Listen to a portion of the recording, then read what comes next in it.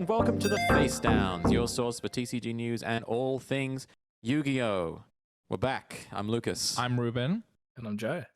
Not dead. Not dead. I live. Got COVID. Lived. Got COVID. Deal with lived. it. Yeah. Still have it Joe is, right now. Joe's tied to the party. Yeah, so we were going to do a podcast and then Joe got COVID. So I was that's where we're at. So obviously our weekend of Free Free and regional got completely smashed, I suppose, for me. Yeah. And let me just say, if you were there, Joe, I would have won. Okay? Oh, yeah. Just saying. If you were there, things would have worked out differently. I would have drawn Moye all the time. If you were there, it would have been 7 rounds, actually. That's not a lie. That's you would true. have been the 65th person. And I wouldn't have misplayed under such casual and supportive circumstances, I think. But yeah, we're here. We're back. Post-ban list, post-regional. So how are we feeling, guys? What's the buzz? I'm a little mad we didn't get free money from the ban list react, but other than that, good. Yeah, I'm feeling good today. Joe, how's COVID? Yeah, COVID? it's all right now. I'm not too bad now. First couple of days were a bit rough, but we're good to go now. So looking forward to getting back into Yu-Gi-Oh! This weekend. Not seeing Verte everywhere. And speaking of getting back into Yu-Gi-Oh!, there was a ban list. We could still pog for the thumbnail. I don't know. Are people still doing that? Girl, I don't actually. Yeah. I look like a clown. The latest ban list reaction ever. Literally, we should call this like the last not first, but we're just the last ban list reaction. Slowest ban list reaction. Challenge. This is anti-clickbait. This is slow bait. Yeah. The new trend on social media. It's being behind, I think. Like the latest ban list reaction, but using latest in the term of behind as opposed to the newest. Look, too many people are just obsessed with keeping up with the latest trends. Just get into memes from like 3 years ago right now. Who's stopping you? I'll just start talking about Harambe or something. It's see, look at that. It's great. Immediately causes psychic damage to everyone in the room. Drop me out. But you know what else got dropped out? Some Solo cards on podcast. this button. Let's go. All right. So effective immediately, being nearly a week ago. 3 bans. 3 bans. Which is kind of fierce. Yeah.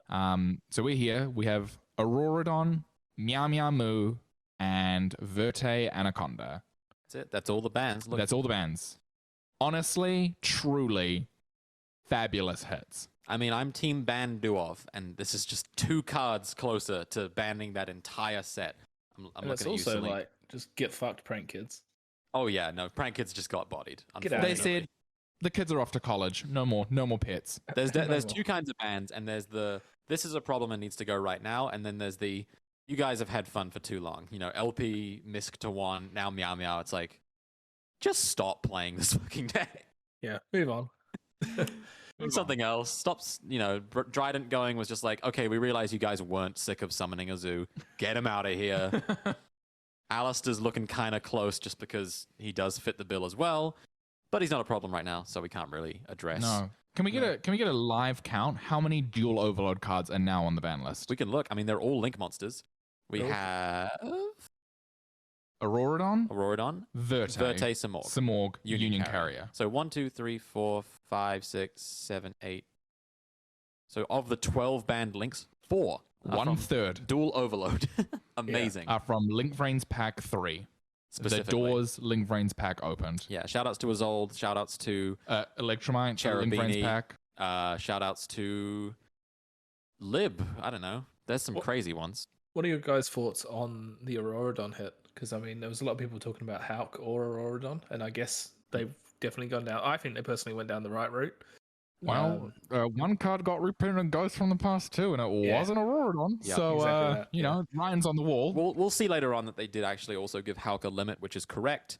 Card should not be able to be used twice in one game, I think, right? Mm. And Yes. yeah, they hit the right card. I mean, tokens are tokens, and tokens, if you think about a token really representing card advantage, you know, Auroradon is a +3, realistically, because one card would get you a Hulk, the Hulk would get you the Auroradon, so you've only spent 1 card, and then all you need is a desk bot in rotation, and you suddenly have a full board. A token is a card, right? How many Yu-Gi-Oh cards just say, when X is summoned, special this from your hand, and then is a vanilla? And those are playable, so yeah. Yeah. Yeah, Kagamucha. I mean, there's so many instances of like every Sword Soul card just does that. It. Yeah. So this card is worth 3 cards. Get him out of here. I'm excited Goodbye. for the Verte hit as well because I think that literally so good. Breath of fresh air, gotta say. I feel like it's gonna take away from the full. We spoke about it before in our ban list video that everyone fell back on the Verte, and now that like fallback has gone, people are going to be forced to play their decks and actually play more cards in their deck, which is really cool. We'll see when we look at the top list from the latest regional. Obviously, no Verte because it was banned, but a lot of the decks are now playing alternative win conditions, which is awesome. There was a Tribro deck still in Top Cut that was playing more of the Lyrilisk stuff. That's kind of their angle to lean on now. We saw a PK player back on Raiders Night Arc Rebellion, which is like Orphis Scorpio. Yeah. Which is a very interesting thing. Ready for that Predaplant support in Difo. Yeah, honestly. Only miss, I would say, and this has kind of been resonated throughout the community, is no Scythe. Everyone scrolled to A and went... Everyone opened the list and went, no A. Astrograph is gone, but there's no other friend for Protoss up here. AR cards, they're always a problem. Nothing at the top of the list. Do you think that Scythe should have been banned? Yes. Yeah. Yes. Yeah. It's only a matter of time. There's already 2, 3 easily accessible cards that do roughly the same thing. Not to mention that you can play Orphis Scorpio for Fusion Destiny just to get the same turn 1 setup, which PK was still doing. It was still doing that stuff. But you have Wonder Magician, you have Baron, you have the rank 6 from Dammer. Yeah, just Dragon reborns generically. Yeah. And that's, to me, still too many extra deck cards that enable Scythe locks. It's just too many.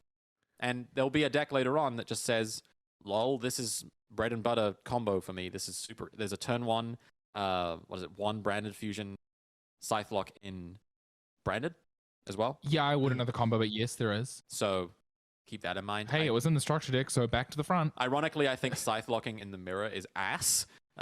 So I don't know how much that will see play. Your opponent just laughs and chains Super Poly to your Scythe and eats your entire board and then sets branded in red and calls it a day. But, it's possible it will come up. So should have banned it. Should have banned it. Apart from that, though, I think that's all the hits that I would have liked to have seen in the ban list. Limits, we have a good chunk, which is very exciting. Some of these are weird as well. Some of them are strange, but I think that these are really fascinating. Joe, do you want to run us through these limits? Yep, so we got Jet Synchron coming back to 1, which is pretty cool. Red Rose Dragon to 1, Yata Garasu, Hawk, Monkey Board, Shooting Riser Dragon, Change of Heart, and I believe that was it. No, Time Seal. Yeah. You can forget about Time Seal. They Time Sealed that one away.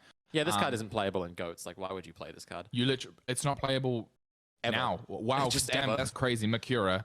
I think we're going to start from the top. So obviously Jet Synchron returning is indicative of Auroradon leaving. I think a lot of people, it kind of made sense. The machine decks, tuners, Cupid Pitch is already really easy to summon. Why not make it easier? So, the level 1 Synchron returning totally makes sense. A huge buff for speeder decks. Junk Speeder actually needed Jet Synchron. Yeah, I think this card had to be banned while Auroradon was legal because it turned, you could use the Deskbot to make Hulk if you had Jet Synchron in your deck because you just summon out the Jet Synchron, make Auroradon, and you still have a level 1 tuner in rotation to do the full combo. So you bring back both of them if they're engraved. And then if Jet Synchron... you don't need to use its Reborn effect to make the Hulk. It's a free extender. It's a generic discard outlet for Eldritch. This card was a problem with Auroradon. Yeah. If they brought this card back with Auroradon legal, we would just see Synchro Eldritch come back at full power.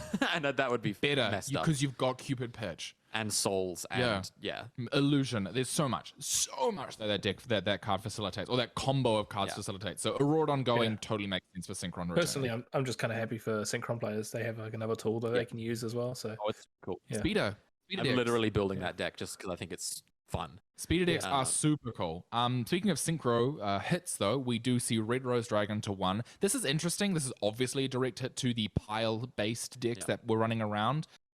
Not a direct hit to decks like Dragonlink that was splashing in this engine because it was only 1, but this is definitely their kind of pseudo hit around Adventure, going, hey, maybe you shouldn't be using these as generic extenders and building it, using it as part of your board as opposed to a free 4 and 7, which is exactly what they are. This kind of reminds me of, not tanky, but there's a lot of times they limit cards where it's it's okay if they have it. We just want to reduce the chance that they opened it because The pile decks... Literally Servant of Endymion. Servant of Endymion, yeah. The pile decks were very consistent because they only needed to open a level 7 and a level 3 tuner to full combo with the adventure stuff. And the frustrating part about pile was when they just opened the Red Rose Dragon, so you couldn't do stuff like imperm the Hulk to stop them from getting full combo. They just had it completely uninteractively. So this is just like, it reduces the frustration of them always opening Red Rose plus Right. Now they have to open Red Rose and Right as a one-of for the Red Rose, or they have to get to Hulk to get the Red Rose, which is just way more interactive, right? Absolutely. You could do stuff to them before that, I think. Absolutely. And I'm sure that Rose Dragon players aren't going to be upset about this one. It was a good card when it was printed, and it makes sense that it's gone. The Rose Dragon cards, in retrospect, weren't well designed. They are... Absolutely not. I think the main problem I have with them is the fact that they are like O-Lion tuners that have grave effects that trigger as new cards. Like, I'm okay with cards like Jet Synchron existing because they are inherently, like, you have to summon them off Hulk and then discard a card to bring them back, and they don't really do anything. Whereas this card shouldn't get its effect if you Hulk summon it. Hulk should probably say, for the rest of this turn, its effects are negated. Stuff like that, right? That's the thing that always makes these cards frustrating. Azul can add a word that you can't use its effects. And that would still let it be used as an extender without necessarily giving you like a +2 or whatever. This card's insane. Yeah, speaking of quote-unquote insane cards, Yatagarasu returning. I'm not scared of the crow. Yeah, Joe, you're old. Joe, you're old. You remember playing with Yatagarasu, you right? Yata? I never actually got to play against it. I missed out. But even back then, really upset about that. Yeah, I mean, it's a problem from 20 years ago. Well, like 16, 17 years ago, I should say. It's not a problem today. Like, if you're normal summoning Yatagarasu, I'll be like, okay, cool. I mean, we're like, hey, you shouldn't be normal summoning it. Have you heard of Chino Birds? Special amount from deck anyway. This one's funny because I think Yata represents absolute pinnacle of bad design from the early days of Yu-Gi-Oh! DM era. The main win condition of every deck was this horrible stall out. Blow up the board with Sid. That too. That interaction was broken with which said, but also the fact that decks win conditions were usually hand control, these very uninteractive cards that just basically, I don't know, it kind of reminds me, and I always go on about this other game called Magic the Gathering, but what's that? Land destruction in that game is also considered to be a design mistake overall. Yeah. Because for the same reason, lands to Magic are cards to Yu-Gi-Oh! You need cards to play. If you don't have cards, you can't play. Yatagarasu basically just reads your opponent can't play as opposed to your opponent loses, and that's frustrating. So it represented a really horrible idea. That they should never bring back. 18 years ago. Whereas if you look at stuff like Verte, it represents like the modern problem, which is just that everyone playing these generic fallback engines. Because now you win the game with overwhelming advantage as opposed to back in the day you win with resource denial. And I think resource denial just feels bad, right? You want to draw for turn. It's like the best part of Yu-Gi-Oh! Is drawing cards. Yeah. This card says you don't get to play the best part of Yu-Gi-Oh! So everyone hates it. I get it. I mean, I think someone might think up some random cool decks that they can play them, but I don't see it topping or doing anything, right? I mean, as people realized, if you can OTK, just OTK. Don't summon Yata. Don't summon Yata. Just kill. And that's a way better Yata because you can't have draw for the rest of the game. Don't want to have your cake and eat it too, because also at this point, a lot of decks may just win with one card in hand. Yeah. So, I'm not exactly chomping at the bit around a Yatagarasu return. If they put life points to 16,000, then sure, play this card, right? Like if it becomes way harder to OTK for some stupid reason, then sure, play this card because it's effectively an OTK if your opponent's on no cards in hand. Yeah, play less of this card, which is Halka Finebrax. Limited, this is mirroring the OCG about 2 years late. This makes sense to me, though. Does nothing. It's fine. To be honest, the only problem, the thing is that Hulk multiples in this format isn't an issue. It was an issue a year ago. Yeah. When it was multiple Hulks into multiple synchro lines. It was the whole concept was it was Link Cross, Hulk, Auroradon. You would use it to climb back up. The weird thing about Hulk is that this limit seems like it would make sense if Auroradon was still legal because of the frustrating aspect of you imperm the Hulk, then they just make another Hulk and then could still make an Auroradon even if you gamma or pop the Hulk was one of the interactions, or ogre the Hulk. They could just make a second one and climb up. Yeah. It was kind of instead of playing a generic Link 2 machine for when that happens, you just play another Hulk because it's a Hulk. Why not? Play 2 Hulk. It's just, there's no downside to this card. It doesn't lock you. It doesn't do anything bad. It's always a +1 on summon. So yeah. Limit that Good card. Glad to see it go. Glad to see return Little Miss Monkey Board. I know. The pendulum waiting zone right here. Is there 4 cards that are totally... Tiger. Yeah. Monkey Board, Endymion, Servant. These are all completely fine at 3 tomorrow. Probably. Oh, 2 Tinky. We'll get to that. Yeah. Monkey Board coming back is great. Obviously, there's Perform, Power Support, and Dimension Force. And I think that Monkey Board, the threat of 1-card scales is no longer as scary as it used to be because pendulums are nerfed. So same as like a 1-card draw one, which is what, like, Monkey Board got you scales, and then it drew you a card. Or drew you 2 cards with Guitardal Lizard Draw. Which you don't play because it's too slow these days. You also end up playing, Guitardal and Lizard Draw in your deck, which are bad cards. Yeah. It was good enough back then when scales always was full combo MR3. I mean, you were playing sometime around that time, Joe, right? You played some of the Pendulum era? Yeah, I played I heard. full Pepe. Yeah. You played Pepe? Yeah, and scales were everything back then. Yeah. Because it represented soul charge every turn. Yeah. Now it doesn't. I think it's fine to bring all these cards back to 3. I think, with the new Master Rule change, like, you could honestly bring back a lot of them. You could even throw the dice and bring Plush Fire back as well. You know, why not? Oh yeah, Plush Fire is fine. Yeah. No Electromite. I think we all collectively are sitting in this agreement zone that Pendulum can have every single tool it wants except Electromite. Because it's a link nice to as well. that does everything. It's good for the Pendulum players because they're getting obviously beyond the Pendulum in the set coming. Well, it's out. Well, it's out now, but not out soon. A couple of days, hopefully here. Or by the time of the podcast, it will be. Yeah. Anyway, you're right about Electromite in that it funneled Pendulum into a very specific playstyle, and every deck relied on it.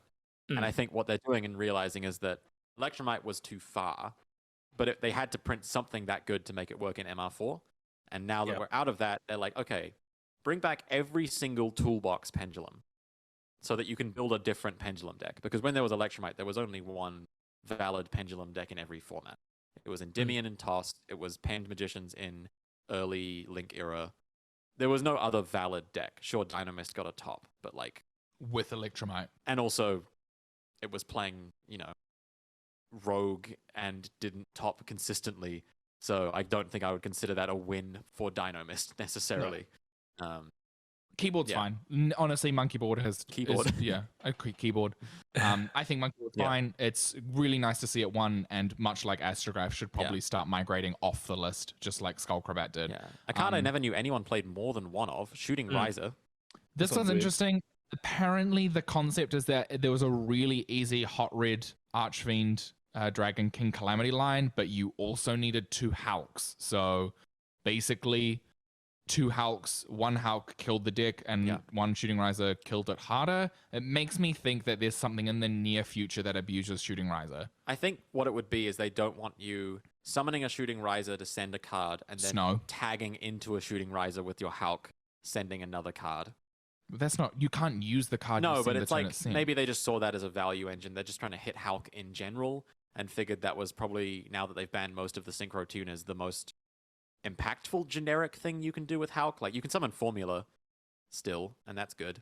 Maybe Shooting Riser is just considered stronger because of the level modulation, and it still has that quick synchro effect. I don't know. There's possible things. Also, you can't use the effects of the card you send that turn, but it gets you follow up, and I don't know. There must be a reason. I wish they gave us notes, because this is the one I'm most curious on. Literally, it's only TCG. I think they used to do it and people got mad and they stopped. Joe can probably confirm that. Upper Deck used to... Did they put out ban list stuff and like report on it? There was magazine articles or something. Yeah, they actually had like publications for that stuff. Yeah. Speaking of publications, this one made headlines literally. True. The limiting or the unban of a very notable little spell card from when we were all kids. Change of Heart. This is a boomer moment. This is a certified C moment. And I remember showing up to an Armageddon, and me and my mates all had Change of Heart in our deck, and the judge came over and said, "Oh, yeah, sorry kids, that's banned," And I remember from that day going, "Oh, never going to see this again." Well, here we are. Today is that day. Tell young Joe, crying at Armageddon because his favorite card got taken out of his deck. One day, 16 years, you will be able to sack people with another DM staple. I don't know. This card's It's This okay. card's actually fine. No, I'm not gagged. I don't like this. And not because I think this card is like, I don't think it's as good as Droplet, Dark Ruler, any of the going second tools we've gotten. I just hate it. I think it's so sacky. It's so frustrating to play against. It's not a thing you can realistically play around because every end board these days has to be so full of high impact monsters that you can't realistically not end on Baron if you're playing it in your deck. You can't realistically not end on a big beater if you're playing it in your deck. And this card, you're just going to bait out everything, use this, and win the game on its own.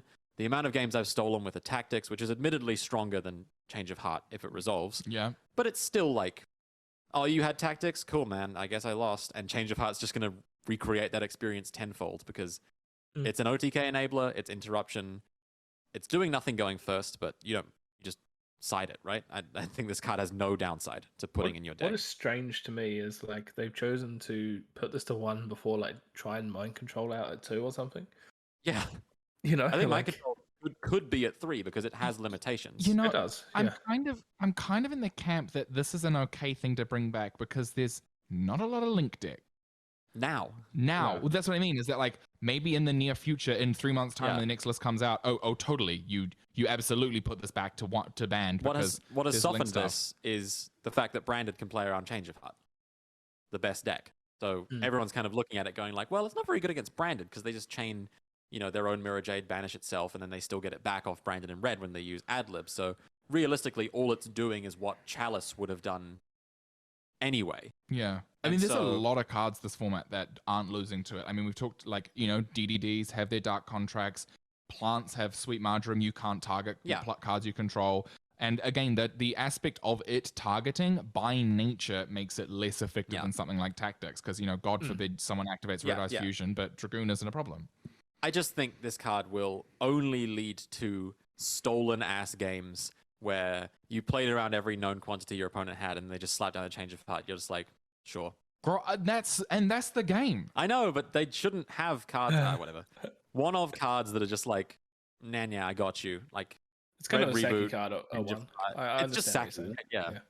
Called by the Like, Grave, Red Reboot, Harpies. They all feel like, okay, you had that. We don't need it, right? Like 3 Mind Control makes more sense just because it has some balancing factors. It's nowhere near as strong as Change of Heart. Is mind control's not once per turn, is it? I don't think so. No? I don't think it is. But Live fact checking. All you can really do with a card you Mind Control is link it off. Which basically, again, just makes it a removal spell. Change of Heart also wins you the game. Mind control's not once per turn. No, it's old. Ooh, comes in a super rare. That's cool. But it's fine. Like, this card's not going to break the format. It's a one-off. I'm going to lose to it and be like, yeah, they had Change of Heart. Guess what? End of story. You'll also lose to it and be like, oh, well. I'll also win with it and be like, damn, I love Change of Heart, so I shouldn't talk too much shit. And Time Seal's bad, yeah. Time Seal, mama, we're not caring. Mally has some friends. Lucas, your favorite section. Yeah, semi-limit. Look how many friends Malicious got this list. We went from 3 semi-limited cards to 9 semi-limited cards, and that's because we included Dynamite Knight, the True Draco Fighter, Cyber Angel Ben 10, Fire Formation Tenki, Pot of Desires, Trickstar Light Stage, and Wall of Revealing Light. I would just like to start by calling out every single Yu-Gi-Oh! New Zealand member. How dare you not sell me light stages 2 days before? Sell Ruben Ultra Rare Light Stages. How dare you not sell me cards that I asked for 48 hours before this ban list came out? Starting from the top, Dynamite Knight, totally fine. Yeah, what the hell? This is a normal summon. Who's normal summoning? Who's playing True Draco? No one. 1 diagram, no masterpiece. Work. 1 card of demise, 1 into the void. I mean, we're seeing on Master Duel, they have so much more stuff for True Draco there. And it does nothing. It does nothing. It's just like a rogue deck. This is them going, oh, this doesn't do anything, Master Duel. Let's see what it does in real life. Nothing. 2 Ben 10. Great. Very cool. Joe, do you have any thoughts on Dynamite Knight? No. Okay, cool. Yes. But sometimes we Ben don't 10, need to 2 Ben 10. These are apology semi-limits because I think so. Tri-Brigade lost Verte, and we've just been bullying Drytron. I mean, they lost Verte, they lost Eva, they lost Union Carrier, they lost just everything. They can't Scythe Lock efficiently anymore, and Crow is everywhere in the format. So I guess 2 Ben 10 is almost like a balance around the meta, because Crow is good, therefore Ben 10 at 1 is just so punishing if it gets crowed. It's good to Liberamancer too. It is, Benton. yeah. Hey, one Benton off playing it in Agents as a little tribute package. Two Tinky, totally fine. Totally fine. Again, Three Tribal Tiger. Oops, lol. We got 3 Tiger now. That's kind of good. 5 Fractal. 5 fractals. That's enough. I can draw fractal. The most hilarious whiplash of a limit. Pot of Desires from 1 to 2. This is girl, mama. This is garbage. Like, bring it to 3. Y'all, they were like, we don't want to hit Sword so too hard. We'll just put pot to 1. You know how many people already just played 2 Desires? This is not a limit. This only limits the players who were sexy and talented who played 3 Desires from their full potential, and everyone else who was playing 2 just gets to live their happy little sensitive life where they don't want to draw another. Somebody Desires. lied to her several times and told her that she was heart flying sexy, and she's nothing of the sort.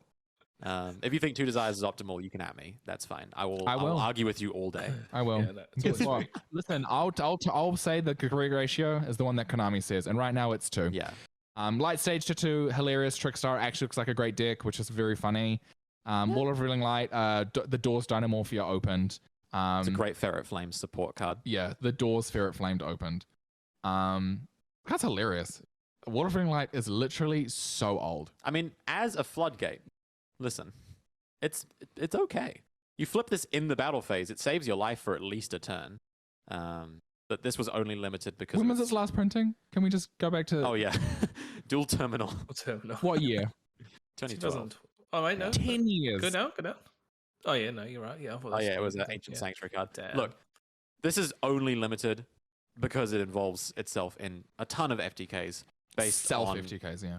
Well, cards that have weird rulings text around having low life points, which are meant to be like these sacky one-off anime cards that shouldn't ever be consistent to activate.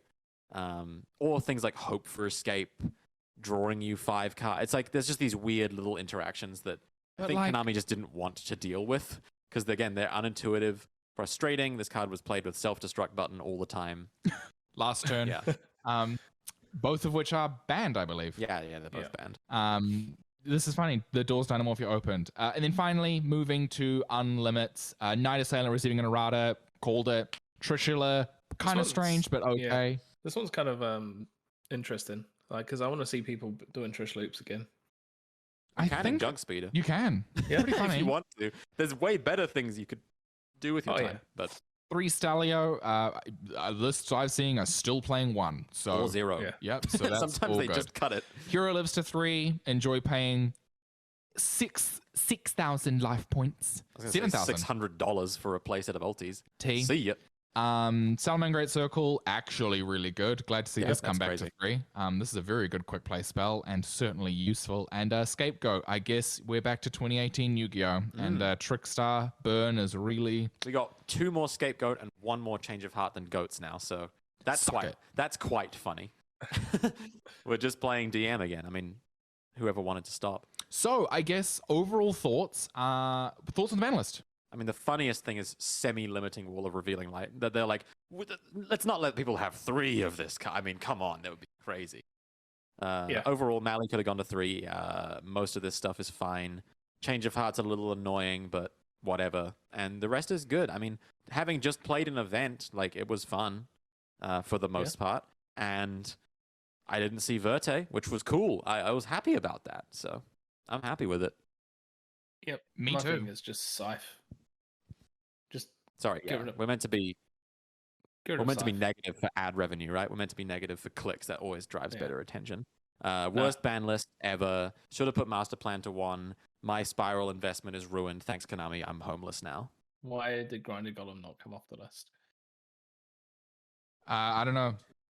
No, but overall, I think the ban list, it's like one of the better ones we've had recently, I think. I think it's definitely hit the things that it needed to hit. I'm just happy that I don't have to ever play against prank kids again. Well, at least I don't have to play against good. Too, because it's only a matter of time until another deck just puts up a negate before Auroradon. Whee!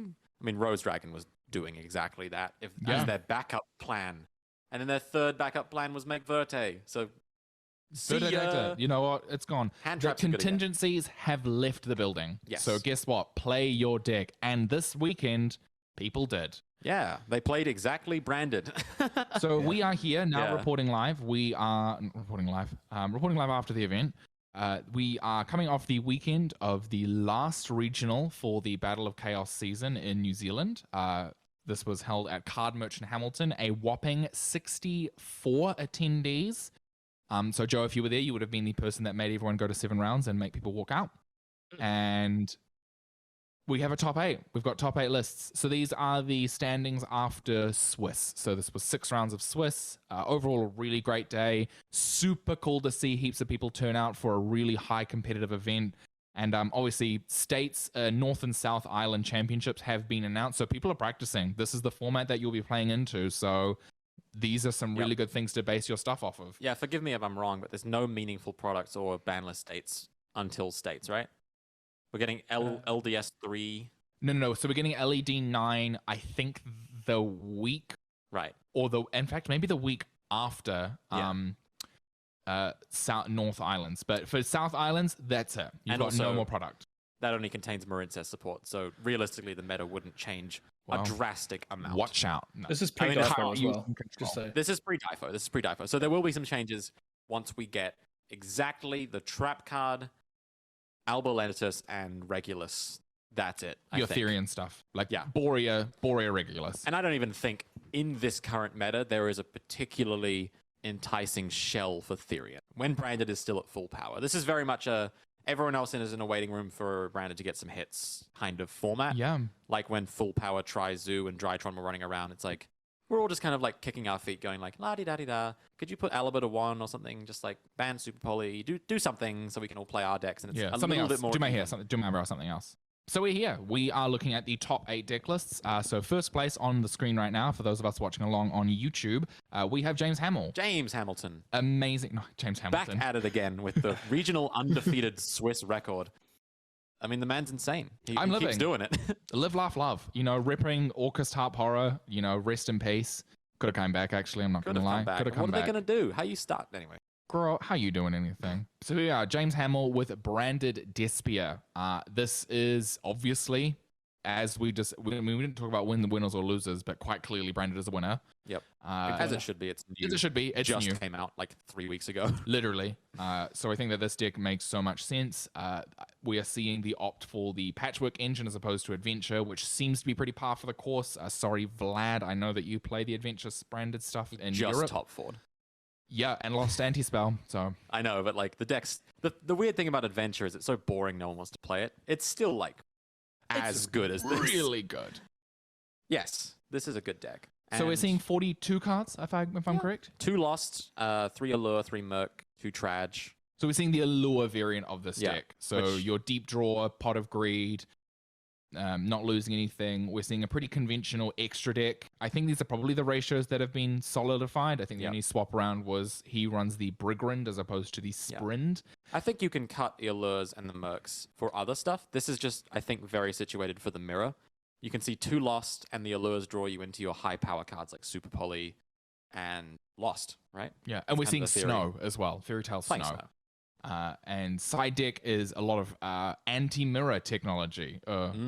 Thinking about your hand traps for the mirror, your cross-out targets for the mirror, the Zombie World package to really hose the Flawanderees, and Sword Soul matchups. It's really good against Sword Soul too. I mean, they can out it really easily. It's like Rivalry Zombie that kills Sword Soul, but no, because you can't use Baxia's effect. Nah, but you can like Silver Shooter it and then keep playing. Sure, so it's like it's not. I wouldn't consider it a silver bullet for Sword Soul, as much as it is for Flu. It's not like it's strong. If you don't have the answers immediately, then it's better than nothing, right? Like if you just have something to send off of Branded Fusion, why not? Yeah, why not, girl? She's there. Take Snow out. I mean, Snow's really good against Sword Soul. Both are good. Yeah. So congratulations, James. In the main, which is about the 2 Branded lost there.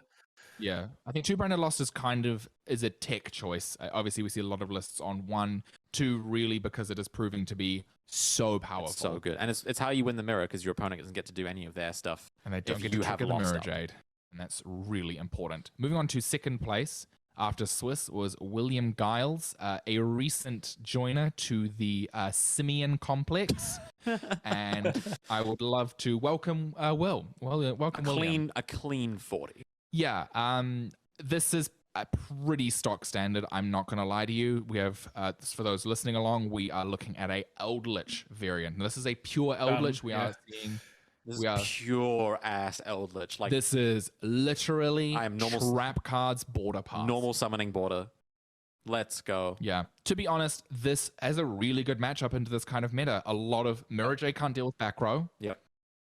And a lot of your stuff can deal with, interruptions. We see stuff like the strikes for normal or fixed to summon.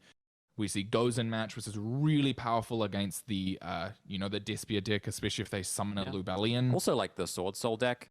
Yeah. What are they going to synchro into? If they normal Moye make a token, they have to make Dragite. Yeah. I think it's really rough. Eldritch are one of the biggest winners from the ban list as well. Because absolutely, they've just been around for so long, and they've just gotten away with being at full power this whole time.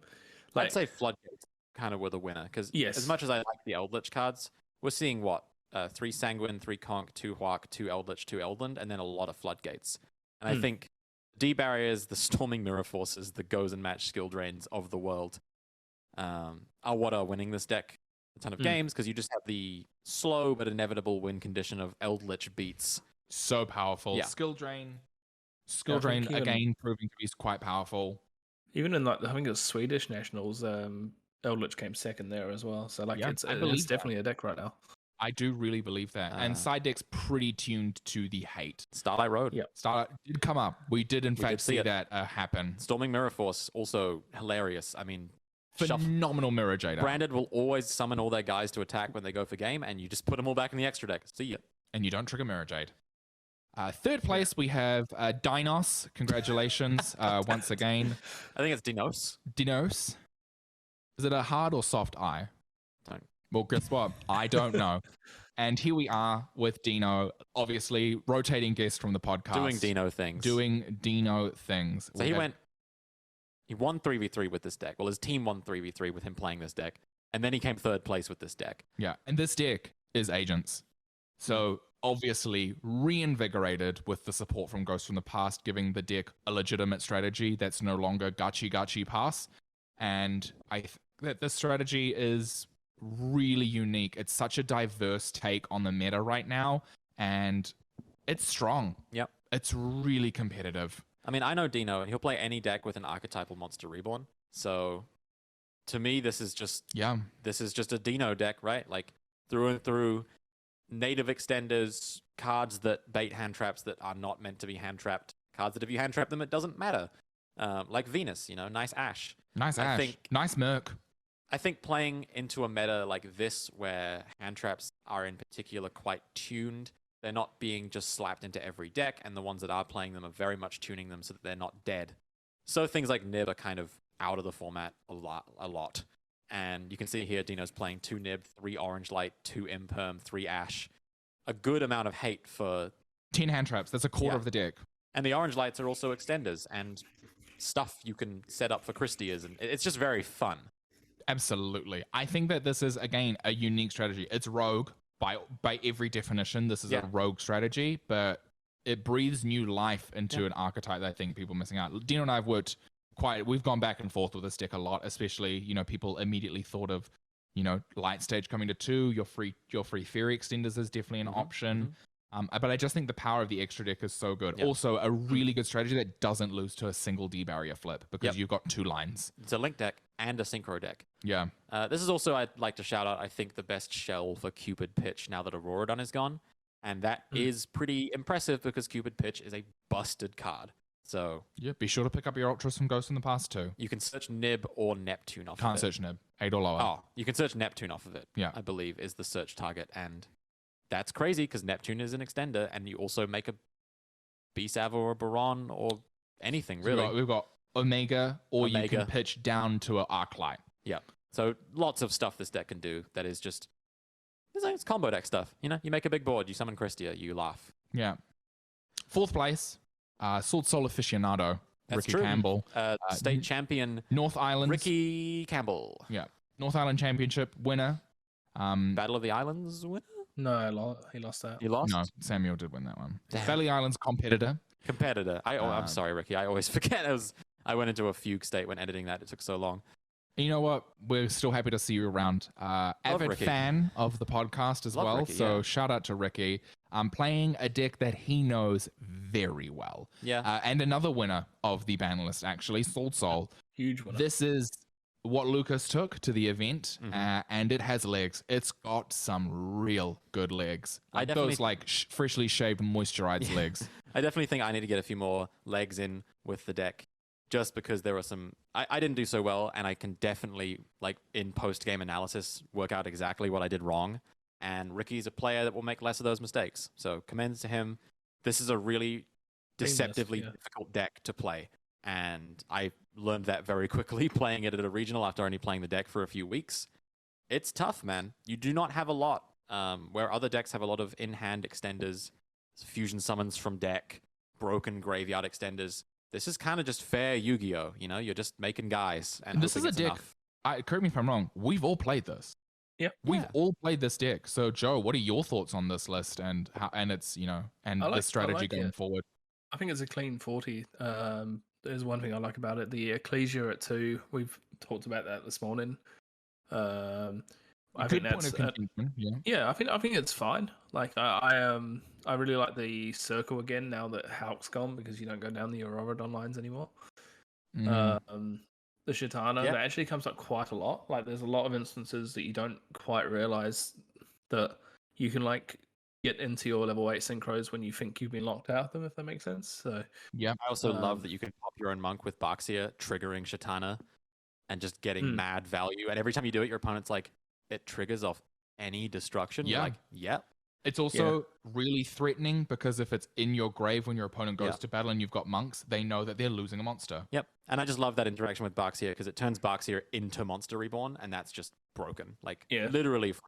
So, it's kind of deck for me, though. Like, and I've said it before when I came first up to Swiss in the Wellington Regional with the deck, is a Vessel. I think that card's like still the most insane card in the deck. It's always the card that when your opponent presents it, you're like, yep, you had Vessel. God damn it. I've got to deal with it. Now I have to compete with 10 years every turn for the rest of the game. And that is, I think, the most threatening. Or like a full combo without normaling, I think, is the other scary part of this deck. Grave fodder, grave setup, extension, removal. Vessel does it all. But it's fair Yu-Gi-Oh! I mean, you can easily stop it. The deck easily can just run out of gas if its first 2 plays get interrupted if you don't open like the stones. So I like it. I definitely want to keep playing it and testing myself. I, again, didn't do as well as Ricky and would like to keep trying, because I think in this meta, you have to stick with a deck for a while just to learn how it interacts with Branded and the mirror. And it's quite a swingy format. It's quite an unforgiving format, I would say. You can't just go first and win like a lot of other formats. You have to actually learn all of the stuff your deck can do really well. So congrats to Ricky for getting 4th place.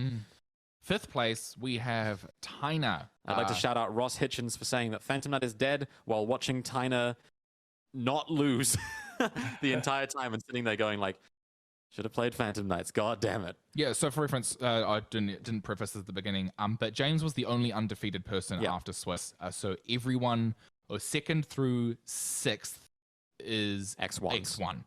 So these are the people who lost 1 round in the 6-round event. So Taina here with Phantom Knights. I also Careful. Rest in peace. Rotten piss, actually. And I think that this deck is really good. The unique tech, which immediately stands out to those of you who may not have the keenest eye or are listening along, is the inclusion of Orphis Scorpio and Darlingtonia Cobra. 50 cards, by the way.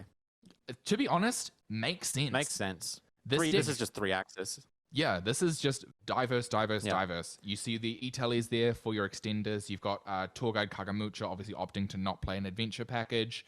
You've got the Orphis Scorpio stuff because Darlingtonia can search Fusion Destiny. And I can propose a theory here. Sure, yeah. Is the reason that Taina did so well, if you look at all these lists, you know, they're definitely playing some hand traps, right? Like Dino was playing some hand traps, Ricky was playing some hand traps, but in general, there weren't a lot of Imperms or Ashes running about. Branded was generally not maining anything. And Orphis Scorpio has always been this like secretly cracked card that loses to every single hand trap ever printed.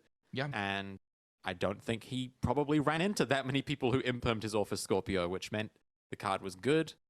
And you have a ton of level 3 extenders so that even if it gets stopped, you might still be able to pull together a board. I mean, you look at it, you can see the Kakamucha Knight, which triggers on the normal of Orphis, the Junk Forward being a normal summon to then, or special summon to then normal into your Orphis Scorpio. My only question about this would be, what does the deck do if you don't resolve it? Because obviously the Fusion Destiny is pivotal to the Scythe setup, and I don't know if Bardiche, Fogblades plus Appaloosa would do it this format. So I'm interested in what his backup plan is. It does do it, and that's purely because in standby you can Fogblade to reborn your Rusties to your break swords to trigger Rusty. Pop. So that's you true. do have insurance policies in the deck. Yeah, that's true. And I think you it's, chain dagger to that.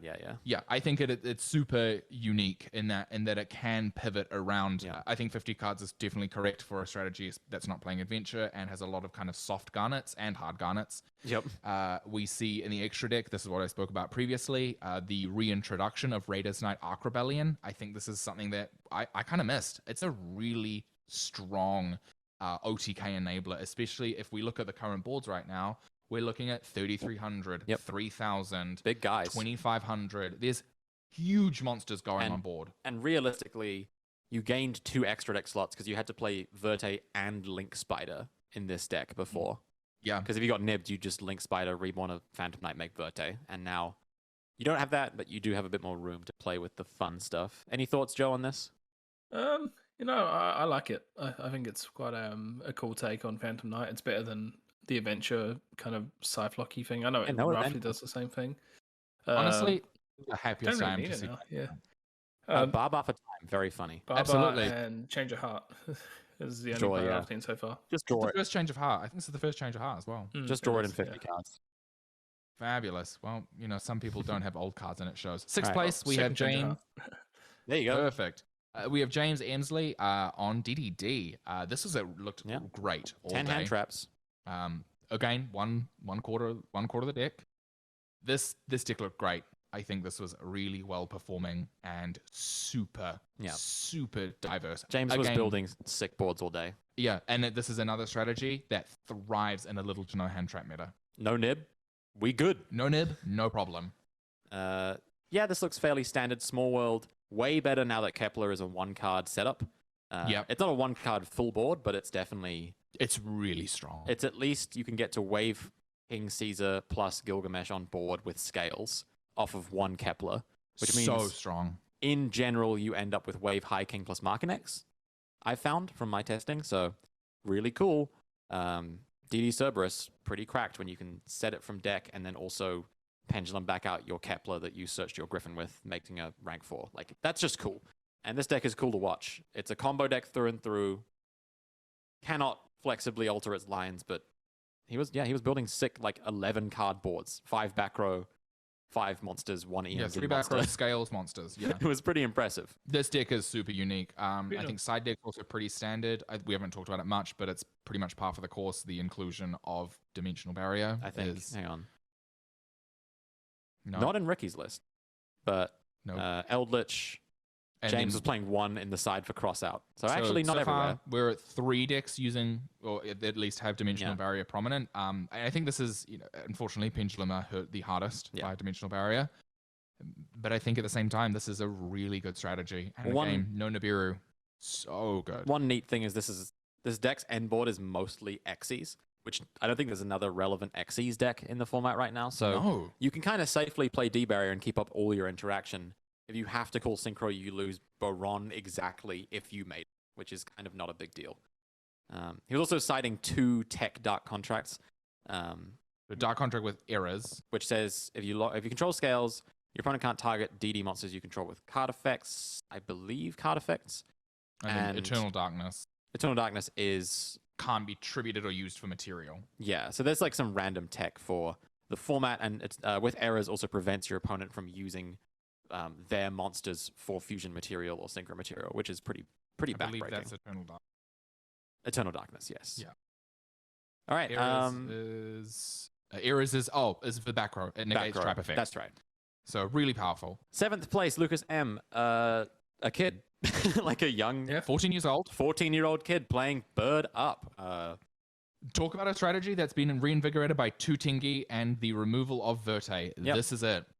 I mean, you can just play Tri-Brigades. I mean, Tri-Brigades never got bad. They lost Verte, but you know that deck was good before they were playing Verte? It's crazy to think about, but they were actually insanely good. Yeah. Yep. I think that this deck's really cool. I think he's obviously seen the ban list shift in a way where he can play something like this and like do well, and he's proven it by coming top 8, and that's like a massive achievement of someone at that age, an event that big, to make top 8. So like, congratulations to him as well. Yeah, your favorite card in the side deck, Lucas, Feather Storm. Yeah, well, you got to play it. I mean, why would you not play it? Again, this is another deck, Rise without Nibiru running around. Yep. If you don't have any interruption with this deck, the inboard is so oppressive, and this is also a deck that doesn't lose to Dimensional Barrier. No, I think probably the main focus of Bird Up now that I really like is that if they can't stick a Branded Lost, Branded just can't beat Ensemble Blue Robin. Very funny. They just can't. They just lose. Because how are they going to resolve Branded Fusion? You just keep bouncing their fusion monsters back to the deck. Yeah. And nothing resolves. So that's really cool. As an extender on top of also having Revolt and Double Dragon Lords. We see the IP you can tag into things. Triple Crow. I mean, Wing Beast. Yeah. Hello. It's a searchable hand trap, and it's really good. This is the first Bell we've seen as well, I think, all day. Interesting choice. I definitely think that, I mean, this is a 15 hand trap card deck, so I think that this is... I think Bell's playable for sure, yeah. Bell is probably... I think Bell's top 5. If you're looking at this list of hand traps with Lancia in the side, I think this is a really Lancia, good meta call. Gamma, Droll in the side. Yeah. It's flex. It's I all think flex this is a really spots. clean list, though. I think there's nothing... Nice. I can't really pick it apart at all. I reckon that a nice 40 card list, 15 hand traps, and birds that do a lot of stuff. So there's no bad gonna do cards. well. Like, I didn't like Small World or running Jack in the Hand or any of that stuff to get extra consistency. You're just playing good cards, you know? And now 5 Fractal. We're really off to the races. And you can see as well we've cut like the Sapphire Swallow because it's just not enough. The Swallow, the Wagtail. Yeah. You just want the free summon so you can play around traps. Yeah. And then 8th place, front and back of the top cut was Branded Despia, and this is our flatmate. This is our flatmate. This is friend, Harry. Testing partner Harry, who I did just 2-0 in 5 minutes in round 1, which I felt really bad about. And then he proceeded to not lose another match, going X1-1 in Swiss. So congratulations, Harry. Yeah, congratulations, Harry. This is a really phenomenal achievement. Eked it up from a round 1 loss and a round 2 draw into top cut. That's good. Yeah. Pretty good. Pretty good run back. Some phenomenal tiebreakers. And I think that this is, again, we've talked about this with James at the beginning and Harry at the end. It's amazing to see that this strategy is just doing so well out the gate. Yep. You think, there's a lot that, people speak about. We see in this deck the inclusion of the Ecclesia, I believe, is something that James didn't play. Yep. Obviously, the main deck Forbidden Droplets, really powerful. Pretty nice. nice. Especially for things that are floodgatey. Extra deck is pretty stock standard. Obviously, I spoke about it at the beginning. This deck is on Sprind over Brigrand. Which we've now changed. Sprind was only funny once. Yeah, but what Sprind is good for is the Contact C that's sided. Yeah. So Contact C is, I think, a really, really good tech hand trap. However, Lost makes it nearly useless unless it's on the Oliver. So I think that it's a tough one to call because Lost is so powerful. And Lost is very consistent. I will shout out the one card that I think came up probably the most for Harry that I think people are sleeping on is Branded Retribution. Yeah. Its Grave Effect is really nice. Such a good card. But I would like to highlight when he played against James, because he was first and 8th, so they paired up in round 1 of Top Cut. There was an interaction where they both had Albions in Grave. James was turn player, so he sets Branded in red. And then Harry set Branded Retribution. Yeah. And James goes, what does that do? And Harry goes, I can shuffle back 2 Fallen of Albus fusions from my graveyard to negate an effect that would special summon a monster. And James just realized, your card beats my card, I've lost. And it was just very nice to see this card come up in the mirror specifically as kind of the, no, the game is ending now kind of card. It was quite good to see. And yeah, Harry was playing good all day. I was watching a lot of his matches because I was scrubbing out and kind of over it at that point. I'd like to highlight him making Kiritis versus Drytron. That's funny. Just because if you chain it to the ritual spell, they have to use materials from hand unless they have Fafnir on the field. That's just funny. Yeah. I don't even know if it was the right play, but it was just amusing. I would also like to shout out Harry doing full combo versus Taina in top 4, forgetting to set Brandon in red from his hand, and still winning that game because he just had enough. It was funny. Me and Luke were watching that. Luke was one of the judges, and we were just like, yeah, didn't even need it. Didn't even need it. One thing I'll say about Brandon is it has already morphed a little bit from the start. Like, everyone was kind of on the adventure stuff, and now it's kind of shifted to the Allure package with the Mercuria at free, and like, I think that's now the way to play it. It's the all gas version. You want to draw into your win the game cards like Lost, like Super Poly, Patchwork, like Droplets, and even drawing hard into Mercurias or Albions is really good value. Drawing into Called By is the only card that can stop the card that stops Branded Fusion. Yep. Yeah. It's a lot, and you can allure before you Branded Fusion, draw into Called By, and go, okay, now my Branded Fusion is safe. I think, this strategy is really powerful, and I'm impressed. I think this is something to really watch out for. Yeah. We see the side deck Nibiru's. I think this is probably where Nibiru belongs right now, just in my personal opinion. Yeah. I really don't believe that this card is a main deck staple by any means this format because of this deck specifically. I think Harry has now started siding Ash over Nib just because Nib, it just didn't come in enough. And when it did, it was against decks he was already pretty well equipped to deal with. So I think Ash for the mirror is just kind of, it's the only way you win going second if they open playable, I think. Because they get to Lost, they get to all their value first. You try to play, they blow up your entire board the whole time, and then they have a full follow-up and kill you. It was literally watching him and James was like a literal mirror. They just kept going, branded opening, discard chain, full combo, pass. Opponent would go Lost. First player would pop the Lost. Opponent goes, I lose. If you can't establish a Lost in the mirror, you lose. It's just that simple. Because as we've discussed, if you fusion away Mirror Jades under Lost, they cannot trigger. If you try to chain a fusion spell to their fusion spell under Lost, they get their effect. You don't. Yeah. Miserable experience. How does it work if there's 2 Losts on the field? It reads win. So it's the right. Yeah. The first person to fusion summon gets the Lost protection. Yeah. Okay. That makes sense. Yeah, it's same as Meltdown. If you for reference for those people who may be unaware, if your opponent fusion summons at Chainlink 2, you are able to respond to their fusion summons if they control Lost. If Lost you go, for example, Chalice and they chain Brandon in red, their stuff is not safe on summon. You can bell ad-libs if it's targeting a thing in grave. So there's a lot of opportunity for that. But all in all, this is our top 8. So we saw 2 Despia, Agents, DDD, PK, Eldritch, Sword Soul. Yep. Really diverse. And then James won Swiss and Taina won Top Cut. So shout outs. Pretty cool seeing some non-adventure, non-pile decks doing well. I mean, even Phantom Knight, the one deck you would probably expect to still be playing adventure, was not. And that's cool. I'm happy to see it. 1 Super Poly, main. Just draw it. I guess. He did actually. Oh, he sides 2. He sides 2 and sides a Dragosta Pelio. How do you search it off of the... It is a polymerization. It is a polymerization spell. Oh, okay, that makes way more sense. Taina's good at deck building. This deck, the more I look at it, the more I'm like, you know what? This is cool. Yeah. It is just DPE pass 2, but it's cool. Guess what? It's a bit of style points, I'd say, because you do play the Predator Plant stuff. Also, aside from the branded deck, shit. The farm girls are on the way. Sorry. Your farm girls are coming. Long story, but Joe ordered farm girls like 2 months ago off Nakaho. Unnamed store. Unnamed retailer. 2 months ago. And they didn't ship, and we've been following that saga for a while. One. So congratulations, Joe. Congratulations, Joe, for getting your farm girls. Yeah, where are the Cosmos in Top Cut? Why is everyone ignoring the meta threat that is branded Cosmos? Honestly, I couldn't prove them. I couldn't show them up. No. COVID. Non-tagging banish. COVID stopped me from coming up and winning the freebie and then going straight to the back, get in the Cosmo win. Yeah, humbling indeed.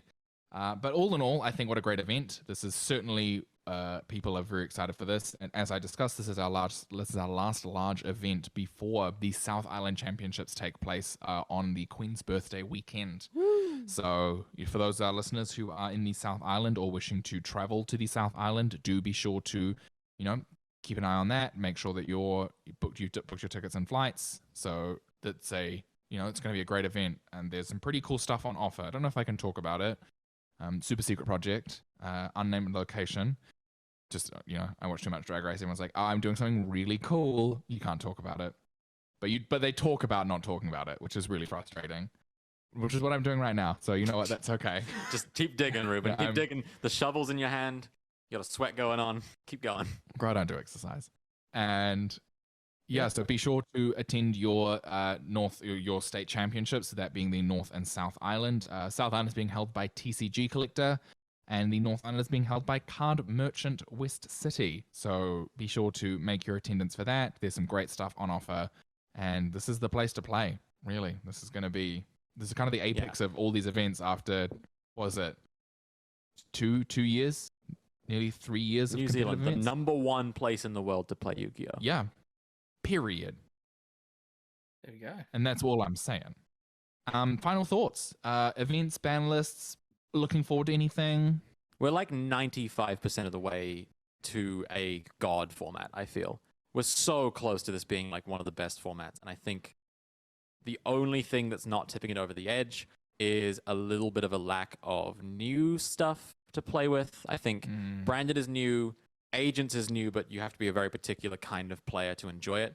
And otherwise, it's a lot of like ramped up old strategies. And Sword Soul's not old, but I mean, even looking at this top card, Phantom Knight, DDD, Lyrilisk Try, Sword Soul, we've seen all these decks, and Eldritch. The one thing they have in common is they're all sort of 1 to 1.5, maybe 2 card combo decks that have this very simple linear game plan that revolves around a resource loop. And I think those decks are fine. I think they're agree. cool.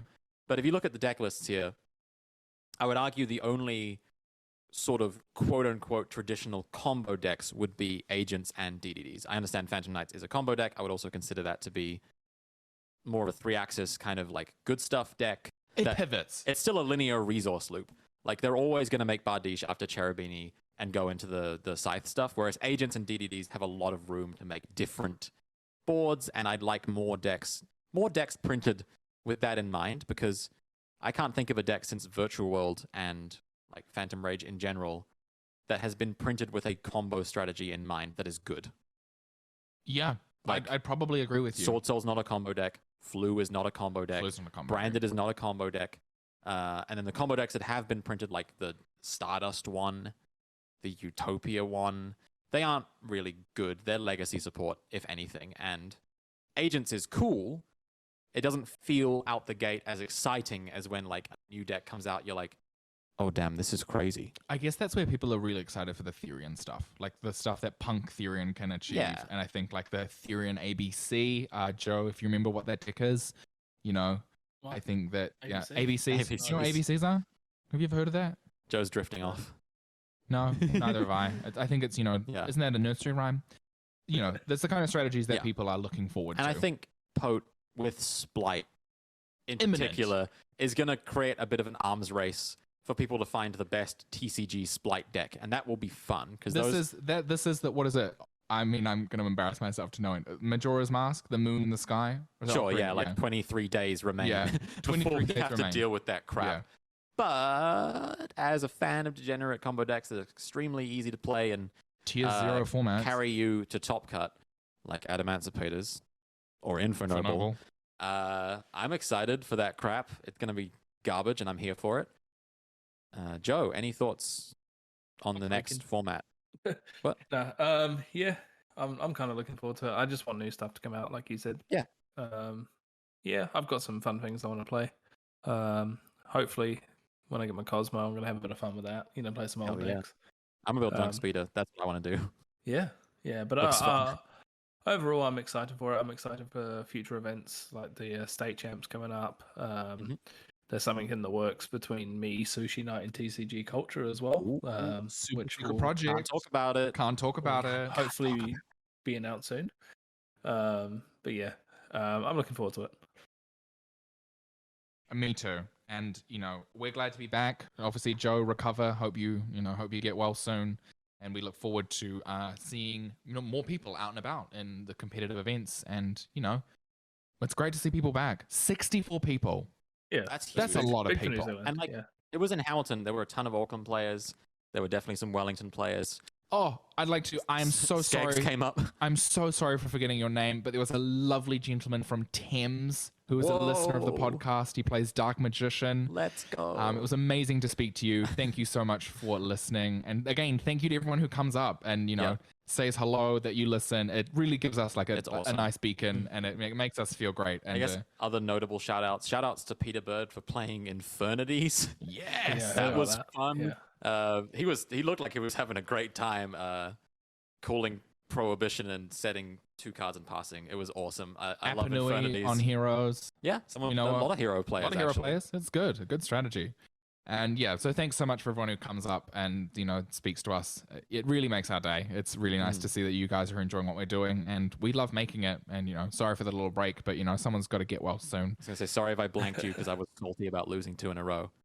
It happens. Yeah, and I was on my feet all day judging, so my patience wears thin sometimes, and that's okay. Yeah. And as always, thank you so much for listening along to our latest episode. If you are watching along on YouTube, we will be covering over the ban list and the deck lists, which you can see for yourself.